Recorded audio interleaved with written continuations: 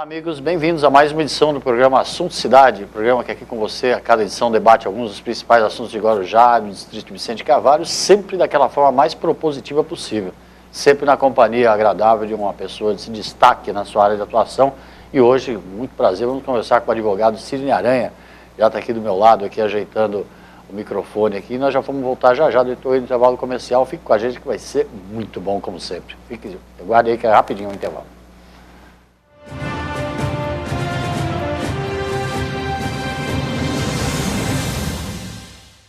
Há 22 anos no mercado, a Texa especializou-se em realizar sonhos e superar expectativas. A Texa garante excelência na execução dos mais arrojados projetos residenciais e corporativos, utilizando a soma da experiência de ambos segmentos em todas suas obras. A qualidade do residencial, a agilidade do corporativo e total gerenciamento resumem o produto que a Texa entrega a seus clientes. Litoral, Avenida Ademar de Barros, 1347, terceiro andar. Telefone 13-3308-1717. Grande São Paulo, Alameda Grajaú, 129, sala 309-310, Barueri. Telefone 11-2424-8117. Texa Construtora, há 22 anos construindo sonhos.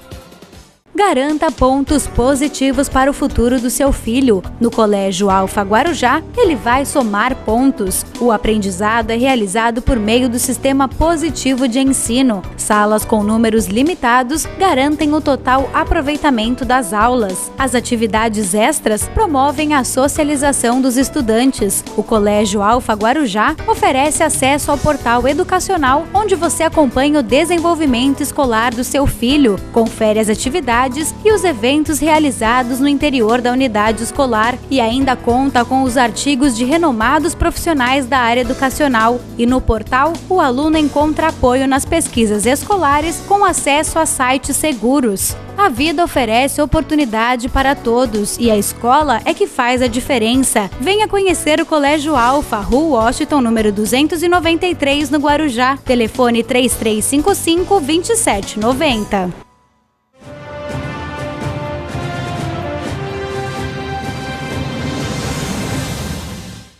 Bem, voltamos então para o início da entrevista, como eu falei com o advogado Sidney Aranha. Eu brinquei, logicamente, com a falta de modéstia, que vai ser muito bom, porque esse cara não tem papo na língua, não. Obrigado pela presença, Sidney. Imagina, é um prazer estar aqui, fazer o programa com você. Parabéns pelo jornal que eu tenho acompanhado. Eu sei o quanto é duro manter jornal no Guarujá e eu sei que você é um guerreiro nisso aí, um apaixonado, um jornalista apaixonado. Eu, sempre que posso, acompanho o jornal, prestigio você. Obrigado, Sidney. Bom, independente aí da sua colocação como candidato, mais uma vez candidato a prefeito de Guarujá, agora pelo PCdoB, você é uma pessoa que anda aí a cidade, sim, e faz uma leitura e tem esse perfil, né, de percorrer a cidade, numa espécie de, podemos dizer, caravana da cidadania aí pela cidade. É verdade, é uma espécie de caravana da cidadania. Guardadas as proporções, logicamente, mas sabe ouvir. O que você tem ouvido por aí, Sidney? Eu tenho dito isso sempre, viu, Valdir? Essa eleição é uma eleição diferente, é uma eleição em que quem vai ter melhor performance é quem tiver mais capacidade de ouvir do que falar.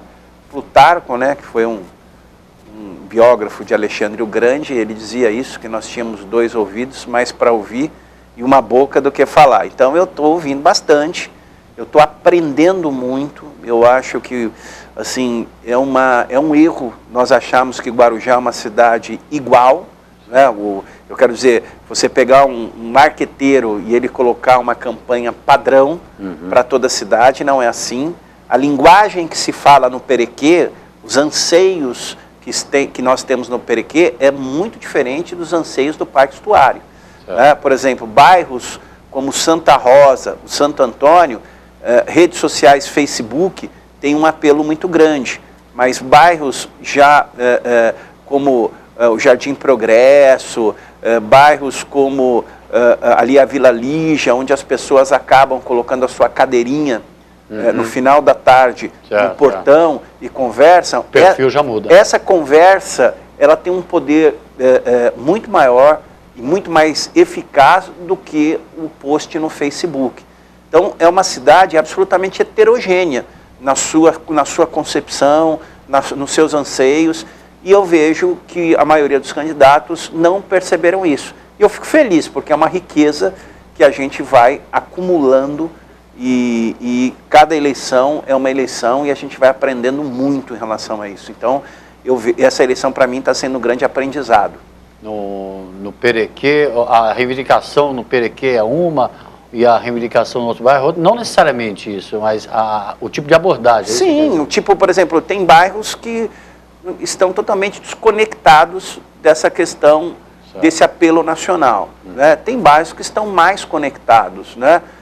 Tem bairros em que a crítica à atual administração é um pouco mais incisiva. Por exemplo, um erro, as pessoas acharem que o Perequê é uma cidade, um núcleo fechado, um curral, e eu vou usar esse termo, mesmo eleitoral do ex-prefeito Farid Madi. Não é.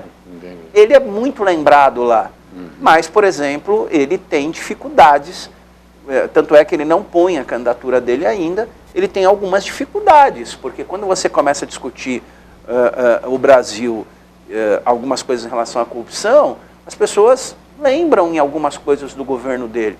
Então lá é um erro você achar que é impenetrável e só o Farid entra lá. Não é verdade. Eu andei lá, andei na Rua Amazonas, e lá eles estão muito suscetíveis a discutir novas propostas e novos projetos.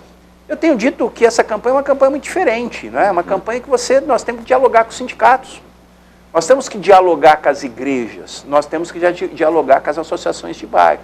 Então, esses movimentos, esse terceiro setor, ele vai ter uma força muito grande. Eu vi aqui essa semana uma entrevista com o professor Zoel, do Sindicato dos Funcionários Públicos. O Sindicato dos Funcionários Públicos vai ter uma importância, como os sindicatos zeladores vão ter uma importância, como o Sintramar vai ter uma importância.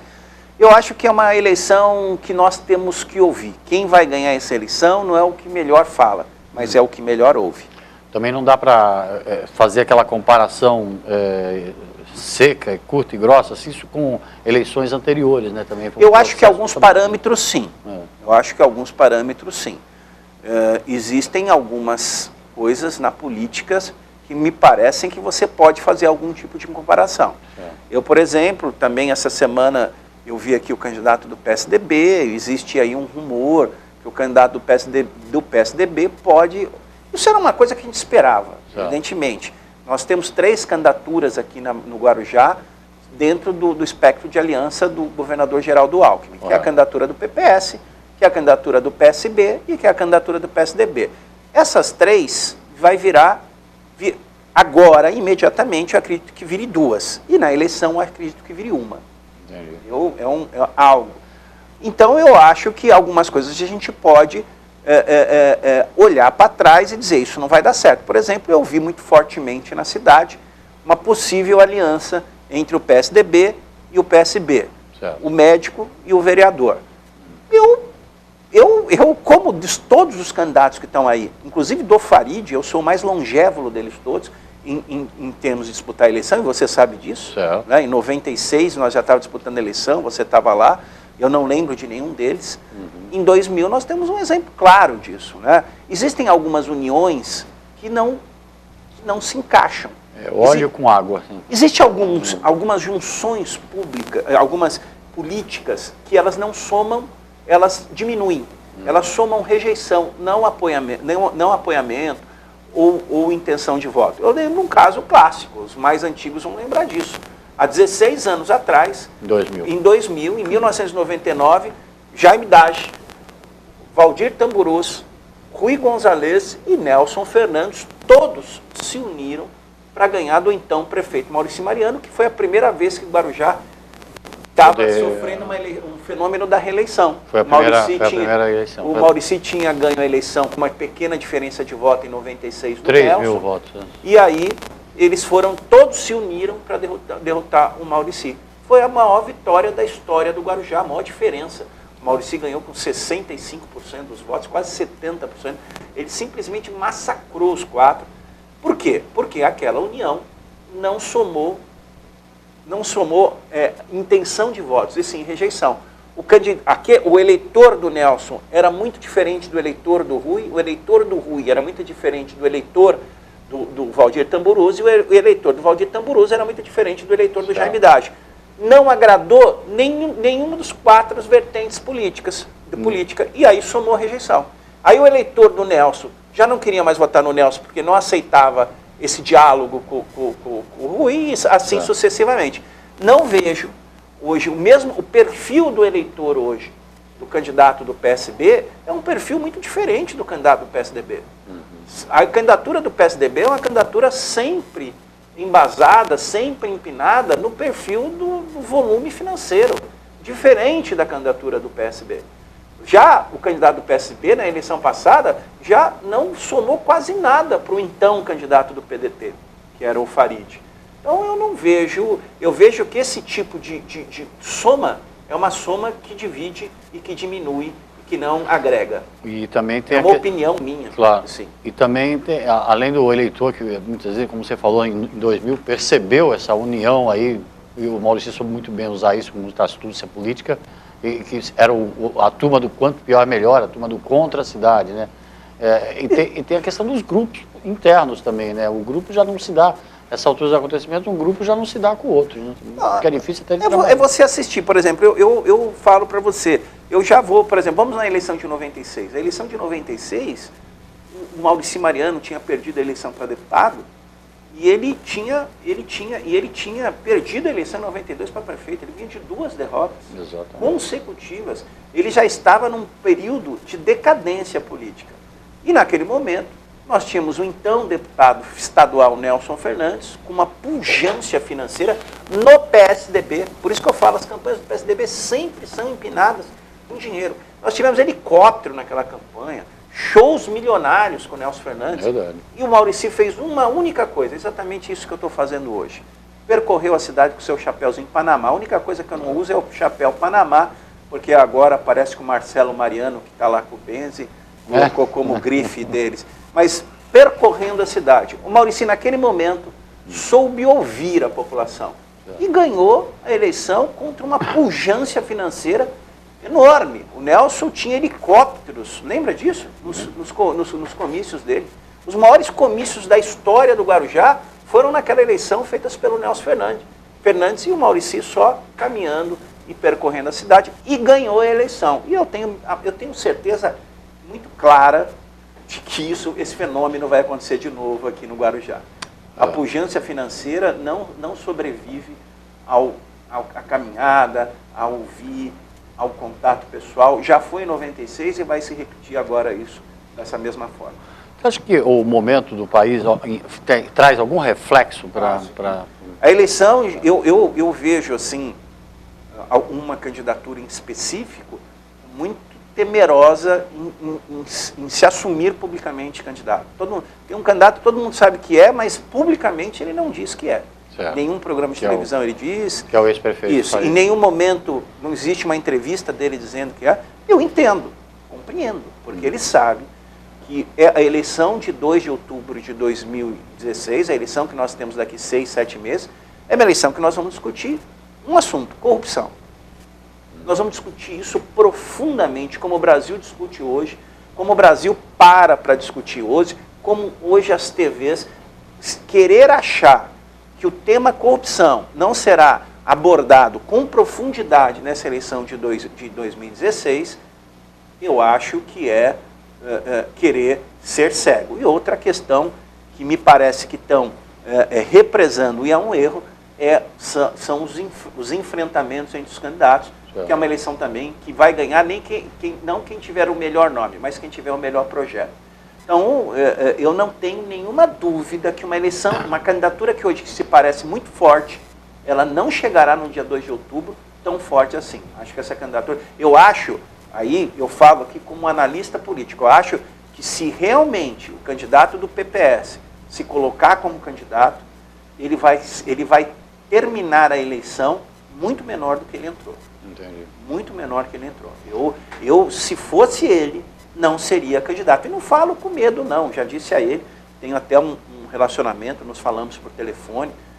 Eu quero ganhar a eleição, eu não quero escolher candidato. Eu quero ganhar a eleição contra todos aqueles que estiverem lá. Mas eu acho que é uma candidatura que vai ocorrer o mesmo fenômeno que ocorreu em 2018, 2008 e 2012. Vai ter menos voto no segundo turno, eventualmente, do que no primeiro. Eu acho até que não vai para o segundo turno. É uma projeção minha, porque vai ser discutido profundamente corrupção. Os pontos negativos podem acabar ajudando demais a desconstruir Porque é uma candidatura que nasce hoje, cresce só no anti-antonietismo. Qual o projeto? O que apresenta de novo para a cidade? Não, no governo era um pouquinho melhor. Eu não quero mandar o meu filho para uma escola pouquinho melhor. Eu quero mandar meu filho para a melhor escola. Claro. Eu não quero que meu pai e minha mãe seja tratado no hospital que é um pouquinho melhor. Eu quero que seja tratado no melhor hospital. Eu falo isso como eu não estou aqui na condição de pré-candidato ou candidato, eu estou aqui na condição de um analista político e até de uma pessoa que viveu mais eleições do que eles todos, não falo com arrogância. Mas eu vejo que eu até tive com ele um tempo atrás, ele disse para mim que não seria candidato, que ele sabia que teria problemas do ponto de vista de uma discussão mais aprofundada, mas agora eu me pego com surpresa que o PPS está montando chapa de vereador. Enfim, ainda acho que não será. Eu acho que na última hora não será. Muita gente pergunta, ele pode ser candidato? Juridicamente falando. Hoje pode. Aí eu estou te perguntando como um analista jurídico. Hoje pode. Ele tem 2 contas reprovadas da Câmara Municipal. Essas contas não têm laivo de improbidade e ele tem uma ação de improbidade administrativa que começou a ser votada. Começou a ser votada não, foi a pauta, a mesa para ser votada no Tribunal de Justiça de São Paulo e ele acabou entrando com um incidente chamado suspensão. Ele colocou sob suspensão, a mesma coisa, essa coisa do Moro, ele colocou sob suspensão a parcialidade ou a imparcialidade do juiz. Enquanto decidir isso, essa ação não vai para frente.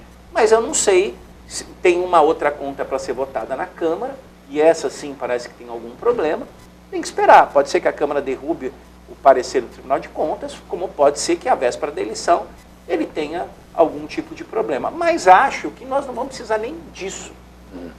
Eu acho que eu não vejo, e eu sou o que mais estou andando, estou falando aqui, e tenho aí uma aproximação, falamos por telefone, não falo como crítica para destruir. Eu não vejo esse gigantismo de aceitação eleitoral de que tanto se fala. Porque seria um erro nós acharmos que esse movimento que acontece no Brasil inteiro não vai atingir todos os candidatos. Eu dou 2 exemplos para você.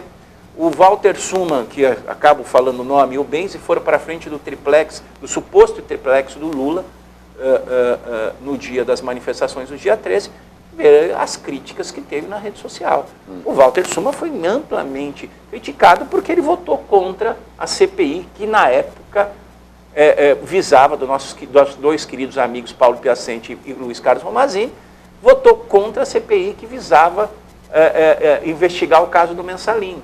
E o próprio Benzi sofreu críticas enormes porque ele não assinou o relatório do vereador Edilson Dias da merenda que encaminhava a cassação da prefeita. Então ali todos diziam o seguinte: quer dizer que você é contra a corrupção nas hostes inimigas, mas quando vocês têm que exercer a vereança e fiscalizar, quando vocês tiveram a oportunidade de combater a corrupção no Guarujá, quer no governo passado, quer nesse governo, vocês não o fizeram. Isso é uma demonstração como a população não é tão tola como algumas pessoas acham que ela é. Como é que você imagina? Eu não acho a população tola, de forma nenhuma. Como é que você imagina a cidade de Guarujá em janeiro de 2017, caso você consiga, por exemplo, o seu intuito? Primeiro eu estou planejando o Guarujá para 2034. Certo. Por que 2034? 2034 o Guarujá vai fazer 100 anos. Aliás, o nosso mote é Guarujá para além de 2034. Eu e você, nessa altura do campeonato, Valdir, vamos estar bem velhinho, com os dedinhos todo azul, de tanto pegar viagrinha no copinho, entendeu? Mas eu gostaria muito, eu não quero ser o prefeito de 2034, mas gostaria muito de ser o prefeito da transição, que tirar o Guarujá da idade medieval e colocar o Guarujá na idade contemporânea. Eu imagino que o prefeito que vai sentar lá no dia 1º de janeiro de 2034, ele tem que ter um roteiro de atuação. Ele não pode sentar lá e falar assim: ih, meu Deus, e agora? O que eu faço? Pôr a culpa no anterior. E pôr a culpa no interior. Eu não acho justo, honesto, correto, um prefeito sentar lá e dizer o seguinte: olha, eu sentei aqui e a dívida é muito maior do que eu pensava e eu não tenho como fazer. Eu sempre tenho dito isso, é só fazer conta.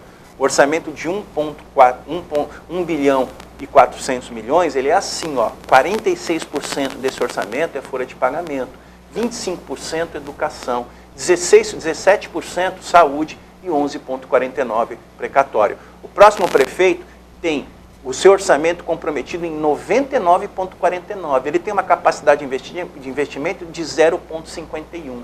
Que traduzindo em reais? É quase nada. Em contrapartida, ele tem que construir 35 mil moradias, 29 creches, 8 novas escolas. Ele tem que ampliar, no mínimo, o Santo Amaro em mais 30 leitos. Isso hoje, né? Imagina daqui a 29 creches para atender 50% das crianças de 0 a 3 anos. Vicente Carvalho tem que ser construído imediatamente 13 creches. Isso não é um déficit só da Antonieta, não. É um déficit que vem da época do Farid também. Por isso que as pessoas... Eu não sei onde está um pouco melhor. São déficits. Fora isso, eu não estou falando para você, o plano diretor de macrodrenagem vai custar 2 bilhões de reais nós acabarmos e combatermos todas as enchentes do Guarujá. Eu não estou dizendo que não tem solução. Eu apresentei na Associação de Engenheiros e Arquitetos a solução. A solução se faz por meio das operações urbanas consorciadas, artigo 32 e 33 do Código da Cidade, que você vai usar dinheiro da iniciativa privada para fazer as grandes intervenções turísticas, as grandes intervenções urbanas do Guarujá. Mas isso é invencionice. Eu falei outro dia para um rapaz, cara, isso não funciona aqui. Como não funciona? Está funcionando em São Paulo. Todo o projeto de revitalização da Avenida Água Espraiada, que vai virar um grande parque, talvez um dos maiores do mundo, está sendo feito por operação urbana consorciada. O Porto do Rio de Janeiro, que é o projeto Porto Maravilha, está sendo feito todo por operação urbana consorciada. É possível fazer no Guarujá. É ter vontade política, planejar, fazer um roteiro de crise, porque você sentar, primeiro dia você sabe fazer, primeiro dia eu tenho que fazer isso, segundo eu tenho que fazer aquilo, terceiro eu tenho que fazer aquilo. Vai ser difícil? Mas é possível se você planejar. Queria também pegar a sua opinião também, você, logicamente você é um espectador atento aí de tudo que acontece na cidade. Recentemente o Tribunal de Justiça impôs uma série de medidas administrativas na Prefeitura. Só que eu queria fazer um intervalo comercial e você responder no intervalo. Rapidinho, a gente já volta já com mais um bloco do Sidney Aranha. Fique com a gente.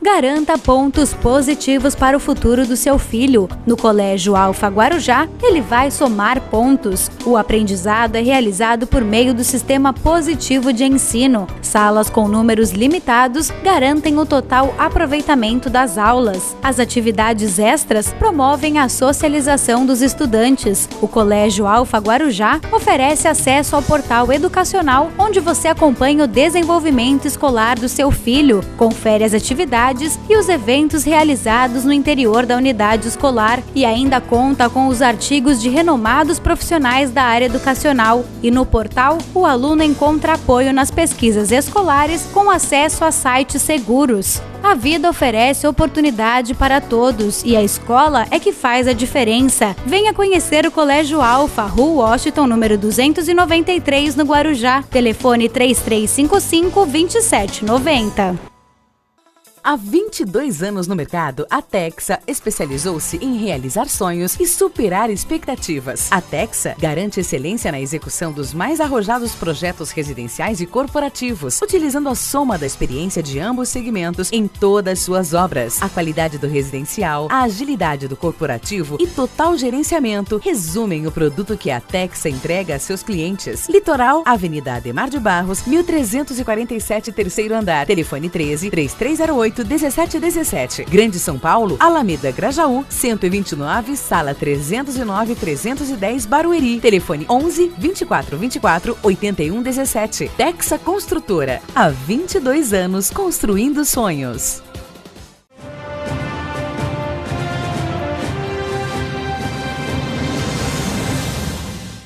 Muito bem, voltamos para mais um bloco do programa Assunto Cidade, hoje entrevistando o advogado Sidney Aranha. No primeiro bloco, o Sidney explicou aí para o telespectador como a sua visão sua visão de mundo e principalmente sua visão de uma cidade de Guarujá projetada para o futuro. Perguntei para o Sidney como é que ele via a cidade a partir de janeiro de 2017, e foi além. Ele quer ver a cidade, ele já pensa na cidade de 2034, muito bem lembrado, que é quando Guarujá fará 100 anos, e logicamente já não teremos mais tempo, já não temos, imagina lá naquela época, em janeiro do ano que vem, para ficar aí sentado numa cadeira, reclamando do antecessor, reclamando que não tem dinheiro. Está na hora, sim, de quem quer ocupar a cadeira de prefeito de Guarujá, sentar agora e pensar e planejar a cidade, porque as coisas estão aí impostas, as necessidades estão impostas, e é preciso que as pessoas busquem o poder com um projeto de governo, não um projeto pessoal de poder. E a leitura que o Sidney fez dos valores que norteiam a administração municipal são muito simples, 1 bilhão e 400 milhões de recursos de tributos, e a maior parte desses valores já estão comprometidos legalmente, ou seja, sobra dinheiro algum. Então já é hora de pensar como que vai fazer para administrar a cidade sem dinheiro, e a ideia de parcerias com a iniciativa privada não é a roda que está sendo inventada, pelo contrário, é aproveitar que a roda gira e fazer a cidade girar.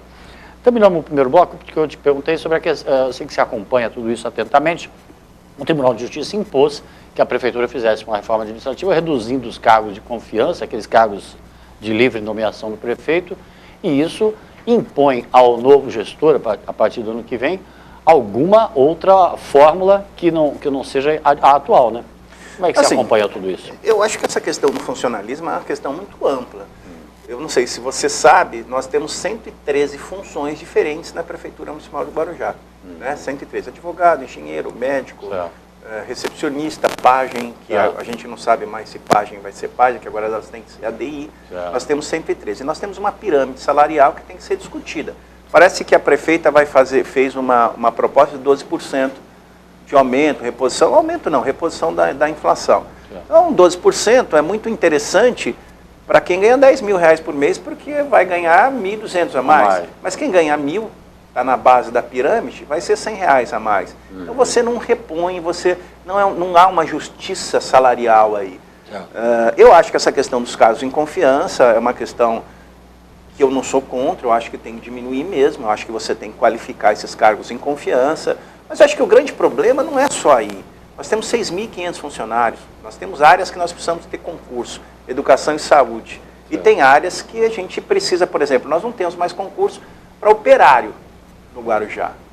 Se optou há muito tempo por terceirizar. Enquanto, por exemplo, São Vicente, Cubatão e Santos ainda usam as empresas de economia mista, Cursan, para fazer, por exemplo, Cubatão, você não vai ver praça de Cubatão largada com matagal, como tem no Guarujá, porque lá você tem uma equipe na Cursan que faz isso. Então, eu acho que você tem que discutir esses 6.500 funcionários, saber aonde falta funcionário, abrir concurso onde não falta e enfrentar duas coisas, ao meu ver, que são os dois grandes problemas, que a Antonieta iniciou uma transformação, que é a transformação, e eu não vejo outros candidatos falar isso, que é sair da CLT e para o estatutário.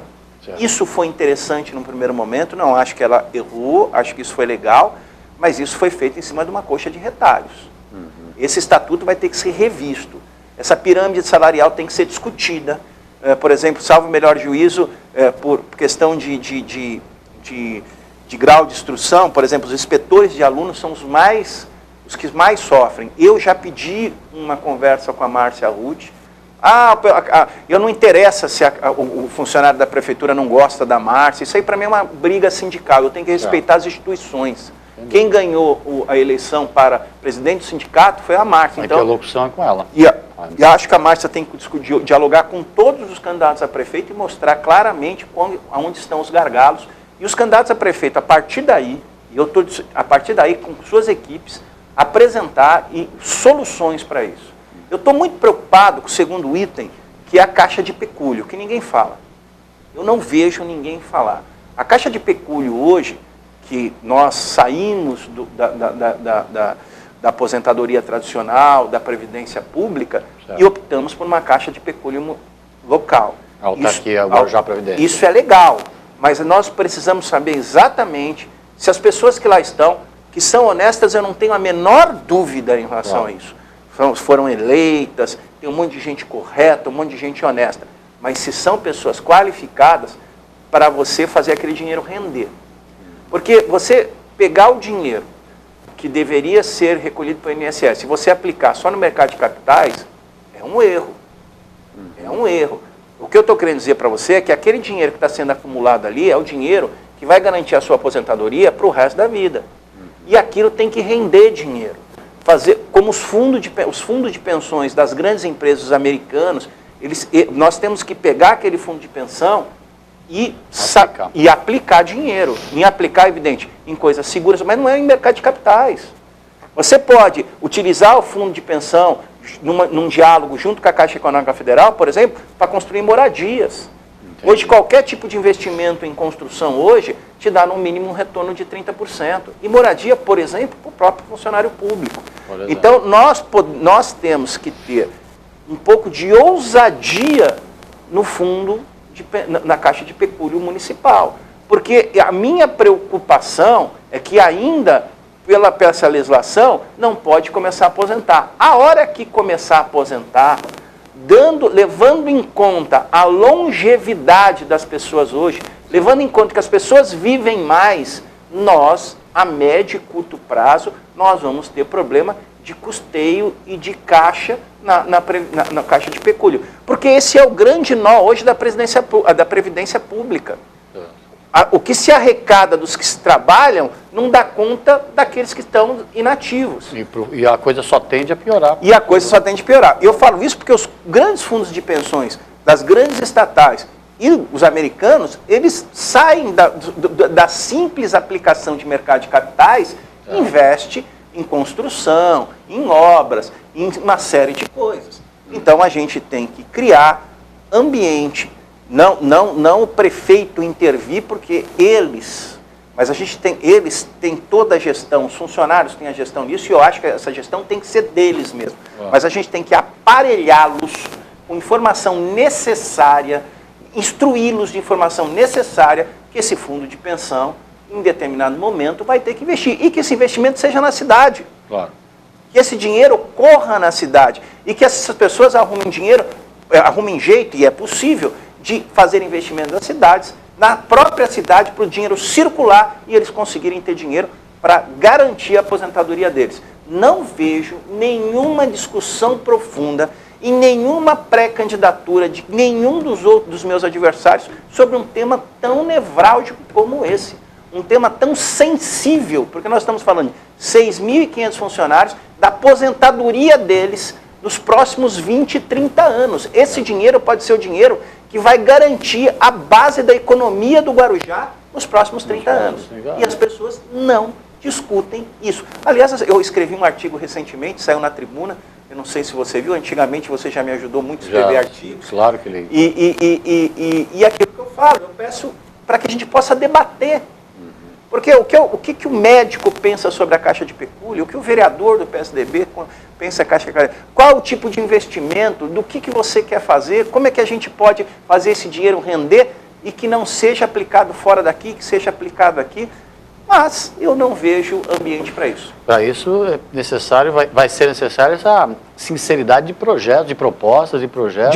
De leis aprovadas na Câmara, de sensibilizar, por exemplo, os conselhos financeiro e administrativo, porque o prefeito não tem autonomia para fazer isso aqui, mas sensibilizar, por exemplo, criar ambientes em que possa ter, por exemplo, investimento em moradias de pequeno interesse social, moradias para a classe média. Por exemplo, se você pegar hoje os funcionários da prefeitura, tudo bem, a maioria pode ter casa, mas o filho do funcionário da prefeitura pode não ter casa. E a gente pode fazer um grande projeto junto com a Caixa Econômica Federal, para que a gente possa construir essas casas, utilizar parte desse recurso e que esses recursos sejam remunerados com essas prestações. É a cidade que mantém a máquina da prefeitura funcionando e a própria cidade pode ser beneficiada. Se esse dinheiro bem administrado, bem gerido e gerido de forma profissional, olha aqui, pode ser o dinheiro que mantém a base da economia para os próximos 30, 40 anos da cidade. Porque hoje, quem estuda um pouco, quem garante a economia americana hoje são os fundos de pensões. São os fundos de pensões. Sem dúvida. A grande poupança da sociedade americana são os fundos de pensões, que eles economizam durante a sua vida ativa para depois beneficiar. E o que esses fundos de pensões fazem? Eles investem no mundo inteiro. Não é o caso do Guarujá, mas é possível você ter um pouco de ousadia neste setor. E quando um quebra o mundo inteiro. Quebra o mundo inteiro. Mas o que eu estou querendo dizer para você, e estou dizendo aqui para você de antemão, em 2016, se a aplicação continuar sendo só em mercado de capitais, não vai chegar um momento que o que se arrecada não vai ser suficiente para pagar quem está inativo. Eu te pergunto, você consegue levar uma ideia dessa, um papo desse assim com o eleitor nas andanças que você faz pela cidade? Assim, depende do eleitor. Certo. Eu acho que eu aprendo isso. Eu aprendo. Eu vou te dar um exemplo, eu falei que não ia falar, mas eu vou te dar. Outro dia eu fui na casa de um caminhoneiro, eu falei no programa do Gilson outro dia. Certo. Caminhoneiro muito simples, muito... Aí ele falou assim, doutor, sabe o que eu preciso do senhor? Que eu quero do senhor? Não, eu achei que ele ia pedir um pátio de caminhão. A primeira coisa que veio na minha cabeça, ponto de ônibus. Olha só. Mas como assim? Valdir, para e pensa. Hoje a cidade cresce na sua pujança econômica naquela área do lado da Piaçaguera. Saindo do Guarujá, subindo São Paulo, lá direito. Certo. Tem 10 ou 12 empresas. Quantos pontos de ônibus tem do Morrinho até a entrada de Vicente Carvalho? Nenhum. Nós temos 3.000 pessoas que trabalhamos lá, tem uma linha que atende lá, que é a 91, e eu não sei porque não pode ter ponto de ônibus na rodovia. Como é que essas pessoas trabalham, Valdir? Verdade. Você já parou, chegou à noite, viu aquelas pessoas pulando o muro? Porque por exemplo, o caminhoneiro chega às 10 horas da noite, coloca o caminhão lá, Verdade. O ônibus não passa mais, e nem para o ônibus lá, como que ele vai para a casa dele? Parece uma bobagem, né? Uma bobagem. É.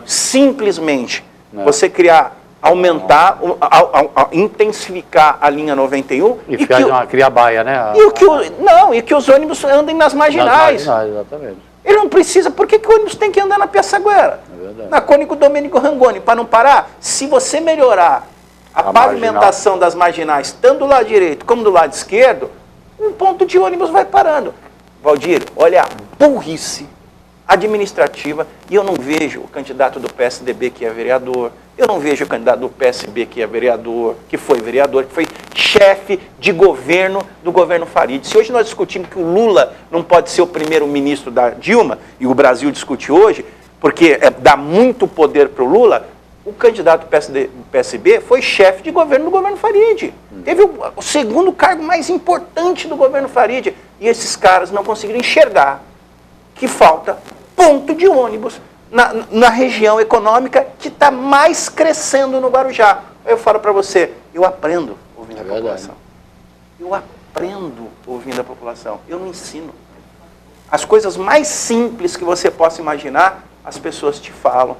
Aliás, domingo andei na Maré Mansa, encontrei uma senhora, o nome dela é Dona Neuza. Tem até uma foto eu sentado assim. Momento Maguila, né? Não, eu fiquei sentado e você vai ver uma foto até que ficou muito bonita, ela falando comigo, eu abaixei a cabeça, porque ela demonstrou toda uma desesperança para mim, que é peculiar, mas aí depois eu comecei a conversar com ela e eu vi que reacendeu nos olhos dela a esperança de que a gente possa ter um Guarujá melhor. E é isso que eu quero. Eu sou um fã e aficionado pela esperança, eu acho que é o maior valor do ser humano é a esperança, e a gente busca isso, um mundo melhor. Legal. Explicar para o telespectador que o programa de hoje teria a presença da Karina Vitral, presidente da União Nacional dos Estudantes, a UNE, que nessa semana cumpre agenda com o PCdoB e provavelmente ainda estará muito por aqui. Outra oportunidade de aparecer ao programa com o Sidney, provavelmente seja até candidata a prefeita de Santos. Eu ia te agradecer muitíssimo, como sempre, pelo agradável papo. Ficaria aqui, sabe disso, 4 horas se pudesse. Deixa um espaço para você fazer um momento Maguila. Um abraço para o fulano. Eu quero agradecer a população da Vila da Maré Mansa que eu tive. Eu tive uma reunião na Agenor de Assis, mas também quero agradecer a todos que compareceram no evento sobre a Universidade Federal com a Karina. A Karina não veio hoje no programa, mas ela compareceu essa semana lá na gente. É um outro vetor que a gente está discutindo bastante, trazer uma Universidade Federal para o Guarujá. Eu agradeço e voltarei outras vezes aqui para a gente discutir muito sobre todas essas questões do Guarujá. Muito obrigado. Com certeza. Obrigado a você. Obrigado a você pela audiência. A gente volta amanhã, um novo assunto cidade. Até logo a todos.